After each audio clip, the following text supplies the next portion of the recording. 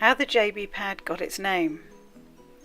Before I tell you how, when and why this pad became so important to us, I should probably tell you why we call it a JB pad. It actually got its name because of where it sits on the horse, underneath the front of the saddle. This area of the horse became known as the junction box in balance terminology, and I'll explain why. Back in the late 1980s, when Carol and I were still doing our early investigations into why so many horses that had good movement when lunged or loose-cooled without a saddle moved so badly as soon as a saddle was put on them. Even without the weight of a rider, we saw shorter strides, stiffer and more resistant horses with dropped backs and tension. When we looked at the biomechanics of equine structure and movement, it was clear to us that the area of the horse that sits immediately behind the withers, marked with the red dot on the image below, is a vulnerable and extremely important area that must be protected from restriction and high pressures. Unfortunately, saddles were, and still are, almost always fitted narrower than the natural healthy shape of the horse. This practice creates high pressures and restriction that cancels out good riding and correct training methods. Why? Because strong reflex points in this area make the horse contract his back muscles and therefore disengage the hind quarters when overstimulated by a tight saddle. Unfortunately, most riders are unaware that the saddle can be working against them and disabling their horse.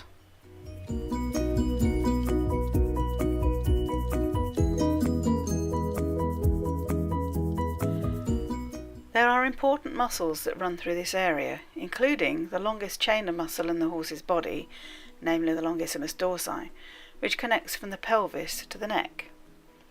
Creating a point of restriction and constriction, in other words pressure, in the middle of this muscle changes the way it works, and therefore changes the way the horse uses its whole body.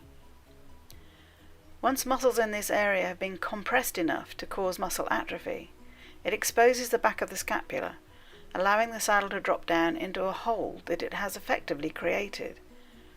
Then the saddle structures actually block the normal full rotation of the top of the shoulder and shorten the horse's stride. There are even acupuncture points in this area that connect to many other systems and parts of the body, so overstimulation from pressures in the saddle area have far-reaching implications to the whole horse.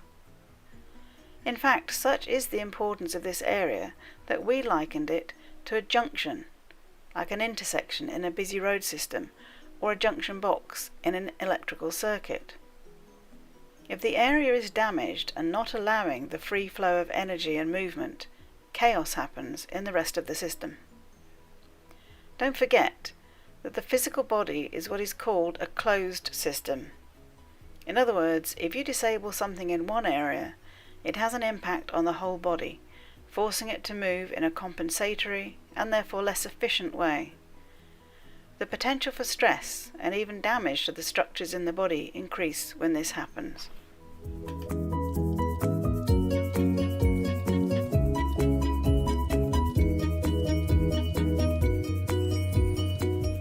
So that is how the Balance JB pad got its name. And when I look back at the history of the Balance organisation and our saddling system, it's no exaggeration to say that this innocent little pad has had the biggest influence on the work we do, and has had the most positive impact on thousands of ridden horses around the world since 1993. Our original research only started because we wanted to understand why saddles seem to have such a negative impact on the performance of so many horses. We soon identified about 6 important design features that every horse seemed to need in a saddle. Unfortunately, saddles that were available to horse owners at that time tended to have only 1 or 2 of these features at best. Some well-known makes of saddle had none. However, we did come across one make of saddle that had most of the features that horses seemed to need, and we started to experiment with this saddle. Almost without exception, every horse we put it on moved better than it had in its own saddle. This was exciting, and we started to encourage people to seek out this particular make of saddle to try for themselves and buy if they could. Consequently, we saw a lot of improvement in their horses. This all confirmed to us that the design of the saddle in terms of features such as gullet width, panel shape, and the shape of the tree had to provide comfort and protection for the horse. Any saddle that compromised the comfort and movement of the horse made no sense, and as far as we were concerned, it shouldn't be used. These discoveries were made long before the first balance saddles had been created, and we never expected to have to get saddles made for us. At that time, we still naively thought that the saddle industry cared about horses as much as we did, and would be happy to make better saddles. How wrong we were.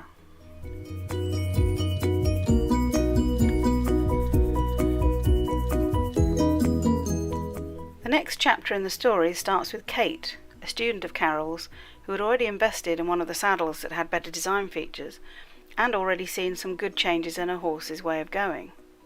However, she arrived to her flat work lesson one day in her old saddle, which her horse, Zonda, was clearly not impressed with. It was raining, and she explained that she had not wanted to get her lovely new saddle wet on the ride over to the lesson.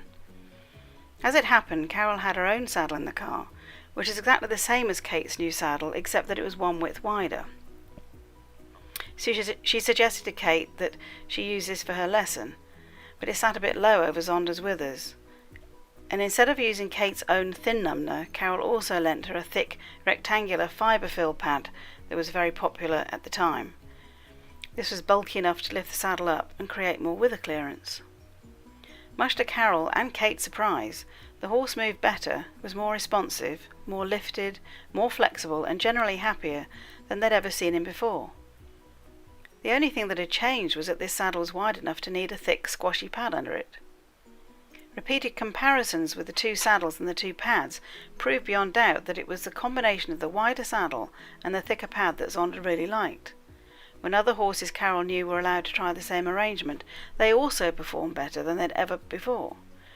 This went against traditional saddle-fitting wisdom of the day, but we couldn't argue with the horses, particularly when we started to see training issues and lameness issues go away once the horses were in this new kind of saddle and pad arrangement.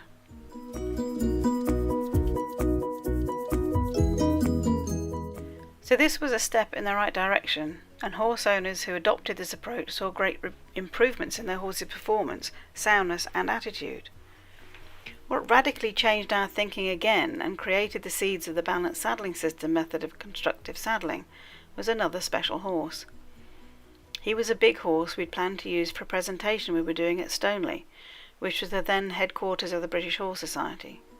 He had a really wide rib cage, but he also had a lot of muscle wastage and what would commonly be described as a high wither.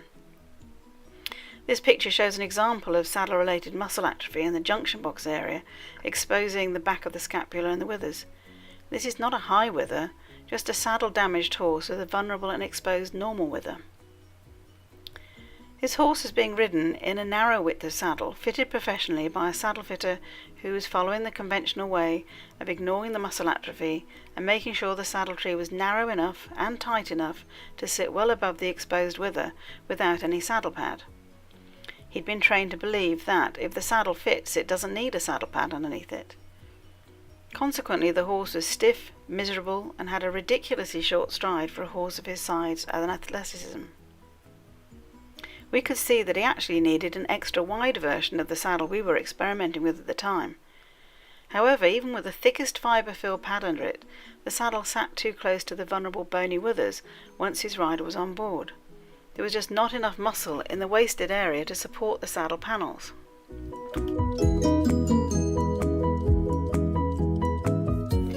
An important solution was discovered from this encounter. The only way we could use the correct width of saddle on this big horse was to turn the rectangular pad around so that it laid lengthwise along his back, and then we folded the first 8 inches of it back on itself, and then put the saddle back on and girthed it up. It looked ridiculously high at the front, where the folded part of the pad was lifting the front of the saddle up. But once the rider was back on, the extra thickness of the pad at the front settled and compressed enough for the saddle to sit in balance. When we slid our hands underneath this unusual saddle and pad arrangement to check again for a safe amount of wither clearance, we could also feel that it created a soft, cushioned area between the saddle and the wasted and weakened muscle in the junction box. This allowed the horse to widen and lift his back up into a more engaged posture and allowed good and unimpeded blood circulation.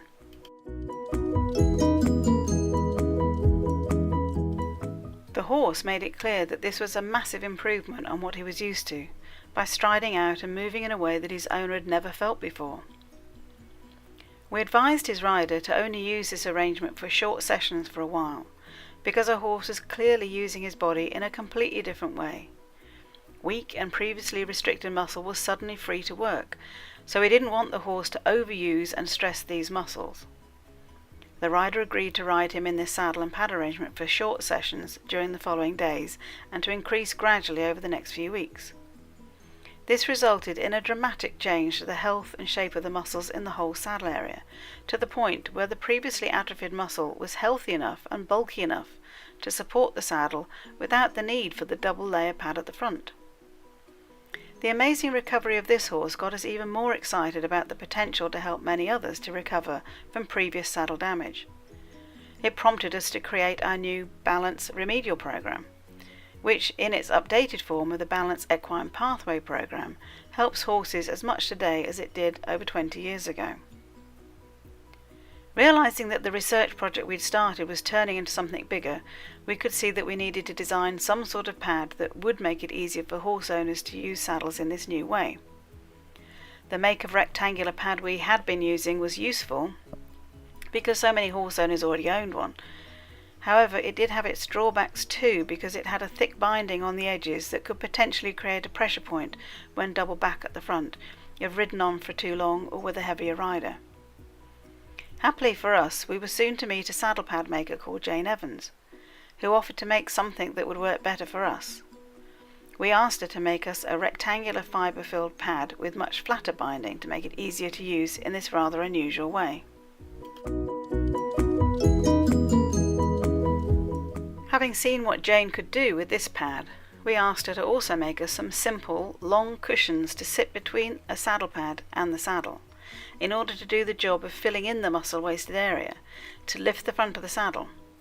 So the very first JB pad was made, named of course because it sits in the junction box area. Jane continued to make these long pillows in cotton-covered fibre wadding for a good number of years.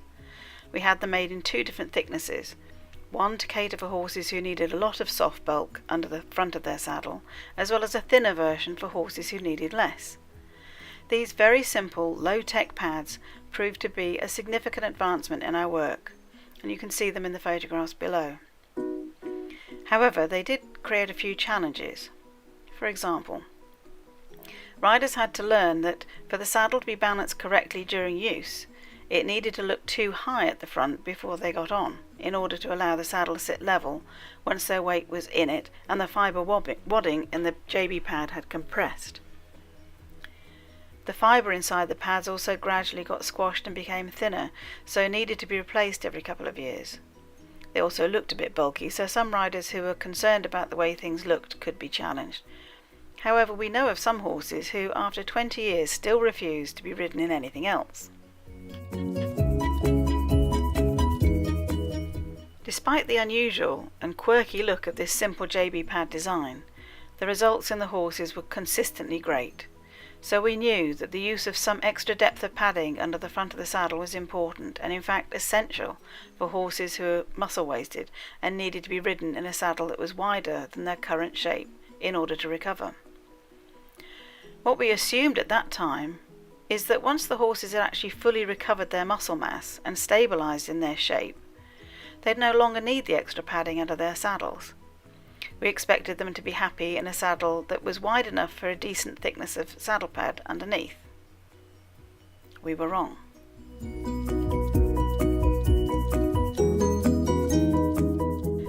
The horses had other ideas. In the early days of our research into saddling, we were able to monitor a lot of horses who were going through these changes. We were seeing muscle-wasted horses all around the UK, putting them into more comfortable saddles that were wide enough to have room for a thick saddle pad and one of our JB pads, and seeing them get wider, healthier and happier. Don't forget that almost without exception, back in the early 1990s, most horses were automatically fitted with medium width and narrow width saddles, because this is what saddle retailers kept in stock. By now, we could clearly see that these widths were nowhere near as wide as the shape of a healthy, well-muscled horse or pony. Every horse we met in those early days had some level of muscle atrophy and other related problems caused by their saddles. Once these horses moved into our new method of saddling, they all started to recover and get more muscle and better posture to a point where there was no apparent need or room for a JB pad. This seemed like a good thing, but disappointingly the horses didn't move as well once the JB pad was removed, even though their saddles were technically a good match and a good fit for their improved body shape. Some horses even started to lose muscle again, even though they were in a better saddle than they'd ever been in before. It became increasingly clear to us that no matter what the age, breed, type of riding or state of development, the saddle always needs to be fitted wide enough to allow room for more padding under the front of it, in the JB area, than in the back. If the horse recovered muscle to a point where his current saddle no longer had room for a JB pad, he had to go into a wider saddle to allow the continued use of the JB, and 25 years on, this still remains the case, even with horses in the widest versions of our saddles.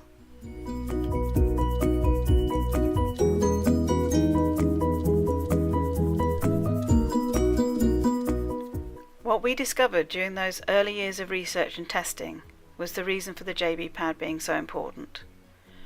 The biomechanics of equine movement are clear. The moving horse has to be able to lift and widen the junction box area to use its body naturally and efficiently. The type of material used in the JB pad is important because it has to provide enough bulk and substance to lift the front of the saddle, even under the weight of the rider, enough softness to allow the horse to use often weakened muscle against it to allow him to lift and widen his back during movement. It has to be a protective buffer against the stimulation of reflex points in the JB area that contracts a horse's back, and it has to have the ability to repeatedly be compressed and to quickly recover in order to keep up with the rapid and vital muscle movements that occur in the JB area under the saddle. Our early fibre-filled pads seemed to do all of these jobs well when they were new, but as you'll see in later pages, we went on to discover even better and more reliable materials for our pads. Every horse we looked at in the early years after forming the Balance organisation showed symptoms of muscle compression when their saddles matched or were narrower than their static shape. This practice causes muscle wastage. We were now reversing this process with our methods. It wasn't until we were able to get our own trees and saddles made for us, in widths that were way beyond what had been available, that we saw horses stabilise into their strong, healthy shapes. No one, including Carol and me, had taken horses through this process before, and so although we were sure that their body shape and muscle mass would stabilise when fully recovered, we didn't know what this would be. Anyway, I'm getting ahead of myself in the story. Where were we? Oh yes, realising that we needed to find an alternative material to make the JB pads with. We were also looking for a saddle pad that was easier to use than our fibre-filled rectangular pads, because we were aware that its shape could be a problem with some horses who had a lot of muscle wastage. It was hard to stop the pad itself from pulling down onto the withers, even when the saddle itself was clear. Fortunately, we were soon destined to meet two people and companies involved in trying to make better and more horse-friendly saddle pads, and they both helped us to take our methods to a whole new level. Firstly, we met a wonderful man called Rosie Pocock. He had been riding for many years and did point-to-point training and racing on thoroughbreds. He'd become frustrated by not being able to find a decent numbner that didn't pull down on the withers of his horses. Most saddle pads and numbners available at that time were basically straight along the centre seam that ran along the horse's back. None of them looked like they'd been designed or made by anyone who'd actually seen a horse. Ian had decided to take the matter into his own hands, and so designed and made better saddle pads under his company name of Griffin. You may remember the original Nuumed high wither saddle pads.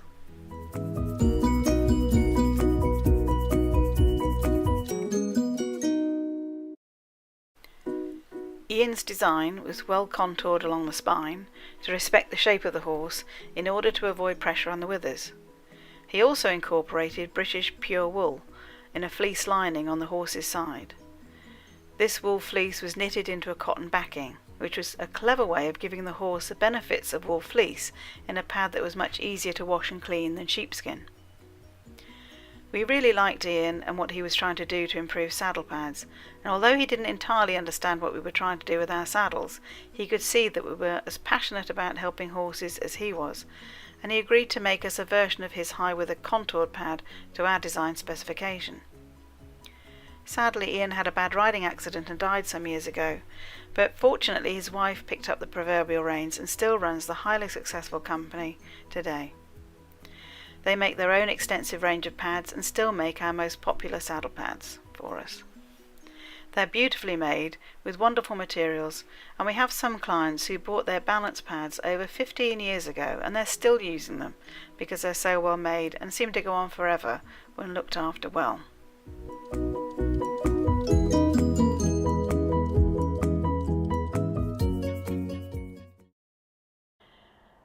Please note that when the video was originally made, the Balance wool fleece lined pads were indeed being manufactured by Griffin Nuumed as described. However, in the years since then, the manufacturing was taken on by the Thermotex company and by THV Saddling. The design and the materials used remain as designed by Balance. During these early years working with saddles and pads, Balance had become rather well known because of magazine articles published at the time. People were regularly asking us to assess products and materials for our opinions, via the horses, on whether they were good or not, so we were able to try many things, including slow recovery foam, which didn't work well for us because it can't recover its shape fast enough to keep up with the horse's muscle movement, and it just gets flattened and dead to the feel. And jelly pads. These had been originally made to cushion human patients who were in wheelchairs, for example. These jelly-filled sheets were shapeless and heavy, so they tended to drag down on the horse's spine, and many of them deteriorated into a lumpy mess when subjected to the movement and pressures under the saddle. They were also very expensive and couldn't be cut and shaped, and tended to create a lot of heat build-up in the horse's skin. So we knew these were not going to be able to work for us. However, the next important contact we made was with a man called Edward Church. Mr. Church had come across a new material that he had obtained the rights to import and use to make saddle pads with. He called his pads Pro-Like pads. They were made with about 1/2 inch thick of this new kind of material, which is like a cross between a gel and a closed-cell foam, inside a cotton lining in the shape of the saddle panels. They were originally designed to go under the saddle and directly onto the horse's back. They also gave some protection from what's called shear force, which is where the pressure and movement from the saddle is sideways across the skin and the tissues underneath. And actually, a good wool fleece offers the same kind of protection from shear force, which is another good reason to use a saddle pad with wool fleece or sheepskin next to the horse's skin.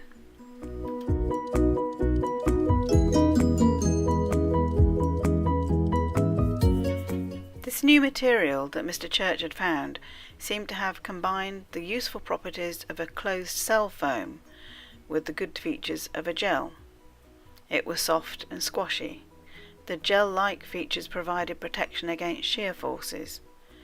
However, unlike open-cell foam, it doesn't absorb water or sweat. It doesn't bottom out. It can compress easily but recovers instantly, time and time again, for many years. It's lightweight, and it can also be cut to shape. We could instantly see the potential for this gel foam to offer an improvement on the original fibre-filled JB pads, and asked Mr. Church to make and provide us with pads to our own design, which he did, starting off with the JB pads in both a 1/2 inch and 1/4 inch version, and we still use the foam with the same properties in our entire Pro Complete range, which includes several different JB pads, 2 thicknesses of base pads, and a range of special remedial pads to help horses who need specific help to recover from a weakened posture. So that is the potted history of the Balance JB pad. It looks so simple, And it is very simple in its design and in its how it's used. But the realization that every horse needs a saddle that is wide enough to allow room for a JB pad like this is what's changed our lives, and has changed and improved the lives of countless numbers of ridden horses around the world during the past 24 years. This little pad lies at the heart of the constructive saddling method known as the balanced saddling system.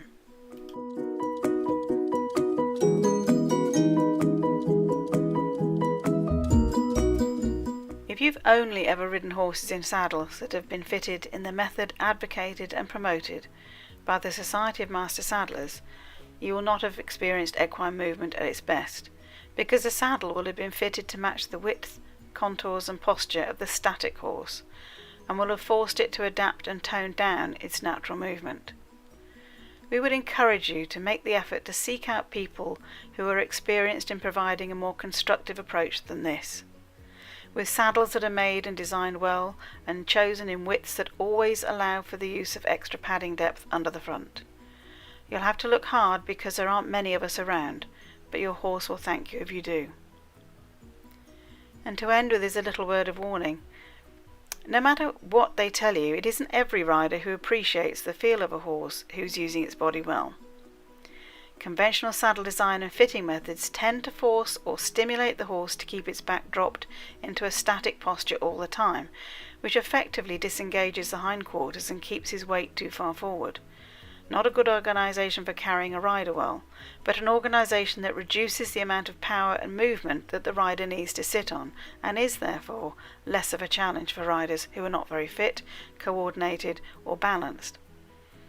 This is what the majority of riders are still used to, even at high levels of competition, and it's humbling to think of what talented and tolerant horses can and will do, despite being considerably disabled by their saddles. It isn't difficult to ride in a balanced saddle, and there are even riding schools who only use our saddles to start their adult and child beginners in. But more experienced riders sometimes need to be willing to adapt if their previous experience has only been riding horses in conventionally fitted saddles. Then the sky's the limit, and there are many horses and riders working at advanced levels in horse sports around the world in their balanced saddles. At the end of the day, riders have to decide what their priorities are. If the horse's right to comfort, soundness and health is important to them, it is likely that they will seek out and commit to constructive saddling.